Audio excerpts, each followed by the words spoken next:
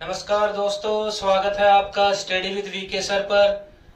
दोस्तों, अपन ने पिछली कक्षा में चर्चा कर ली थी उच्चारण स्थान की, और आज अपन चर्चा करेंगे यत्न या प्रयत्न के बारे में। तो दोस्तों देखो, यत्न किसे कहते हैं? यत्न किसे कहते हैं? यत्न यानी कोशिश करना, कोशिश करना। यत्न यानी कोशिश करना, प्रयत्न यानी कोशिश करना। यानी कि किसी भी वर्ण को बोलने के लिए जो कोशिश की जाती है उसे क्या कहते हैं अपने? प्रयत्न या यत्न। अब देखो, यत्न कितने प्रकार के होते हैं? तो यत्न दो प्रकार के होते हैं। यत्न, यत्नो, यत्नो द्विविधा, यत्नो द्विविधा। यानी कि यत्न दो प्रकार के होते हैं। यत्न कितने प्रकार के होते हैं? दो प्रकार के होते हैं। तो एग्जाम में सीधा सीधा ही पूछ लिया जाता है कि यत्न कतिधा, यत्न कतिधा। तो यत्नो द्विविधा, यत्न दो प्रकार के होते हैं। एक तो होता है आभ्यंतर प्रयत्न, आभ्यंतर प्रयत्न या यत्न, आभ्यंतर प्रयत्न या यत्न। दूसरा होता है बाह्य यत्न, बाह्य यत्न। ठीक है, पहला हो गया आभ्यंतर यत्न, दूसरा हो गया बाह्य यत्न। ये देखो, आभ्यंतर प्रयत्न 5 प्रकार का होता है, आभ्यंतर यत्न 5 प्रकार का होता है, और बाह्य यत्न 11 प्रकार का होता है। तो एग्जाम में पूछ लिया जाता है कि आभ्यंतर कितने प्रकार का होता है? आभ्यंतर यत्न 5 प्रकार का होता है, और बाह्य यत्न कितने प्रकार का होता है? वो 11 प्रकार का होता है। अब देखते हैं आभ्यंतर प्रयत्न। आभ्यंतर, आभ्यंतर प्रयत्न देखो 5 प्रकार के कौन कौन से होते हैं। तो पहला है अपना स्पृष्ट, स्पृष्ट। पहला अपना है स्पृष्ट। दूसरा अपना है ईसत स्पृष्ट। दूसरा कौन सा है? ईसत स्पृष्ट। तीसरा अपना कौन सा है? ईसद, ईसद विवृत, ईसद विवृत। पहला हो गया स्पृष्ट, दूसरा हो गया ईसद स्पृष्ट, तीसरा हो गया ईसद विवृत, और चौथा हो गया अपना विवृत, विवृत, और पांचवा हो गया अपना संवृत, संवृत। अब देखो, इनमें कौन कौन से वर्ण आते हैं? तो स्पष्ट में आएंगे, स्पष्ट के नाम से ही मालूम लग रहा है अपने को कि स्पष्ट यानी स्पर्श व्यंजन, स्पर्श व्यंजन आएंगे इसमें। स्पर्श व्यंजन, स्पर्श यानी कैसे लेके मैं तक, कैसे मैं तक व्यंजन किसमें आएंगे? स्पष्ट आभ्यंतर यत्न में। फिर आएंगे, फिर आता है ईसत, ईसत स्पष्ट। ईसत का मतलब थोड़ा, ईसत का मतलब थोड़ा, यानी कि जिन वर्णों में बोलने के लिए थोड़ा समय लगे वो कौन से हो गए? ईसत स्पष्ट। ईसत स्पष्ट में आएंगे अंतस्थ वर्ण, य, व, र, ल, यानी कि अंतस्थ व्यंजन, यानी कि 4 वर्ण आएंगे ईसत स्पष्ट में, य, व, र, ल। अब देखते हैं ईसद विवृत। ईसद विवृत में आएंगे ऊष्म व्यंजन। ऊष्म व्यंजन कौन कौन से होते हैं? श, श, श और है, यानी कि ऊष्म व्यंजन। ठीक है, ऊष्माणाम या ऊष्माणाम आएंगे इसमें, यानी कि श, श, श और है। अब देखो विवृत। विवृत का अर्थ होता है मुंह का खुलना, मुंह का खुलना। तो देखो विवृत में कौन से आएंगे? विवृत में आएंगे सभी स्वर, यानी कि सौरा नाम, सौरा नाम, या फिर सभी स्वर, या फिर सभी स्वर। अब देखो सभी स्वर में 9 स्वर आते हैं अपने, यानी कि अ, ई, उ, री, लिरी, ए, ओ, ऐ और औ। ये आ जाएंगे अपने विवृत। अब देखो संवृत में कौन आता है? संवृत में कौन सा वर्ण आएगा? तो ऋस्व ए आता है इसमें। देखो ऋस्व आएगा, वो आएगा प्रयोग दशा में, वो आएगा प्रयोग दशायाम। प्रयोग दशा में तो आता है ए, वो हो जाता है कौन सा, समृद्ध। प्रयोग दशा में तो होता है समृद्ध। प्रयोग दशा में क्या होता है, समृद्ध होता है।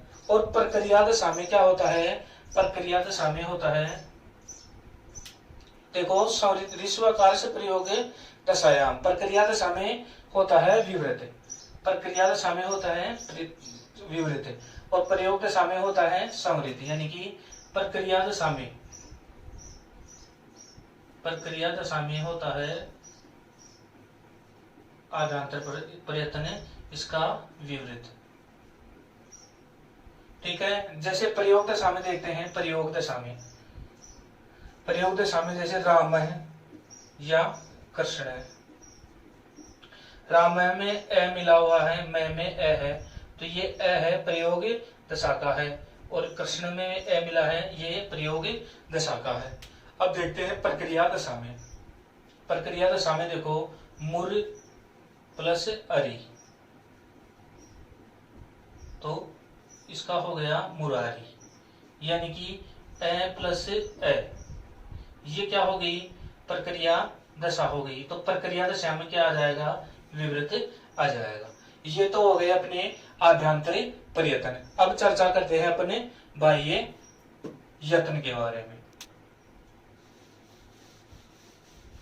अब देखते हैं अपन बाह्य यत्न या बाह्य प्रयत्न कि बाह्य यत्न 11 प्रकार के होते हैं। बाह्य यत्न, बाह्य या बाहरी प्रयास, बाह्य यत्न कितने प्रकार के होते हैं, 11 प्रकार के होते हैं। अब देखते हैं 11 प्रकार कौन कौन से होते हैं। तो देखते हैं पहला कौन सा है, विवार, विवार श्वास, विवार श्वास अघोष, विवार श्वास अघोष, यानी कि 1 2 और 3। अब देखते हैं इनमें कौन कौन से वर्ण आते हैं। इसकी एक ट्रिक भी है, यानी कि ऐसे भी याद कर सकते हैं, विश्वास अघोष। तो इसमें आएंगे पहला दूसरा वर्ण, पहला दूसरा वर्ण, श श और श, तीनों श इसमें आ जाएंगे। तो यानी कि 13 वर्ण आएंगे इसमें, 13 वर्ण आएंगे। 13 वर्ण क्या होते हैं, विवार भी होते हैं, श्वास भी होते हैं और अघोष भी होते हैं। अब देखो इसका उल्टा कर लेते हैं। विवार का हो गया समार, समार, श्वास का हो गया नाद, अघोष का हो गया घोष, यानी कि तीसरा चौथा और पांचवा। देखो इसमें पहला दूसरा वर्ण आ गया था, तो बाकी 3 4 और पांचवा रह गया था। यहां पर देखो एक वर्ण रह गया है, तो तीसरा चौथा पांचवा और है, और य व र ल, यानी कि 20 वर्ण। 20 वर्ण क्या हो गए, स्वर नाद और घोष। इसके बाद में आते हैं अल्प प्राण। कौन सा है, अल्प प्राण, अल्प प्राण। अल्प प्राण में देखो वर्ग का पहला तीसरा पांचवा य व र और ल, अल्प प्राण में, यानी कि 19 वर्ण। अल्प प्राण में 19 वर्ण, यानी कि पहला तीसरा पांचवा य व र ल, ये हो गए अल्प प्राण। अब इसके बाद में आता है अपना महाप्राण, महाप्राण। अब देखो यहाँ कौन कौन सा वर्ग छूट गया, दूसरा और चौथा। महाप्राण का मतलब जिसमें बोलने में ऊष्मा की मात्रा अधिक लगे, तो दूसरा चौथा श श श और है, यानी कि 14 वर्ण। 14 वर्ण कौन से हो गए, महाप्राण के हो गए। अब देखते हैं 5 1 6 7। अब आ गए अपने यानी कि 3 और ये सॉरी 6 हो गया यहाँ, 6 7 8। अब अपने आ गए उदात, अनुदात और सवरित, यानी कि 9 10 11, यानी कि 11 बाह्य यत्न। इनमें कौन कौन से आएंगे वर्ण? इनमें समस्त स्वर आएंगे, समस्त स्वर, समस्त स्वर, यानी कि 9। इनमें कौन से समस्त स्वर आ जाएंगे? 9, अ ई उ री ली ए ओ ऐ और औ, यानी कि समस्त स्वर आ जाएंगे। तो बाह्य यत्न 11 प्रकार के हो गए। विवार, श्वास, अघोष, इसमें कौन सा वर्ग का? पहला, दूसरा, तीनों से और, यानी कि टोटल वर्ण हो गए 13। फिर इसका उल्टा हो जाएगा, विवार का समार हो जाएगा, श्वास का नाद हो जाएगा, अघोष का घोष हो जाएगा। इसमें आएंगे वर्ग का तीसरा, चौथा, पांचवा है यह वह रेल, यानी कि 20 वर्ण। फिर अल्पप्राण में, अल्पप्राण का मतलब यानी कि वर्णों को बोलने में कम मात्रा का, यानी कि कम समय लगे, तो अल्पप्राण हो जाएंगे। पहला, तीसरा, पांचवा यह वह रेल, यानी कि 19 वर्ण। महाप्राण, यानी कि ऊष्मा ज्यादा लग रही है, तो महाप्राण में दूसरा और चौथा श श श है, यानी कि 14 वर्ण। ये तालव्य श है, ये मूर्धन्य श है, ये दंत्य श है। इसके बाद में उदात, अनुदात और सवरित, इसमें सभी स्वर आ जाएंगे। ठीक है दोस्तों, ये हो गए अपने यत्न। अगली कक्षा में अपन चर्चा करेंगे संज्ञा प्रकरण के बारे में, संज्ञा प्रकरण। ठीक है दोस्तों, धन्यवाद।